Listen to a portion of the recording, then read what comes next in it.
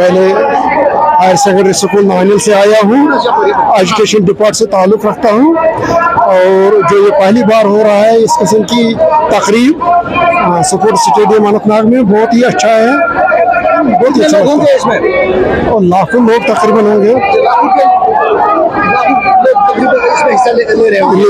ये बताइए क्या सबों के दिलों में तिरंगा की लहर अभी जो है, सबों के हाथों में झंडे हैं, तो कितने खुश हैं आप?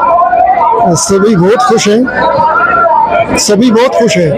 हाँ, क्या पैगाम दे रहा है अभी कश्मीर से? कश्मीर में अगर देखा जाए हालात खराब रहते थे, तो आज अलग ही माहौल बन रहा है।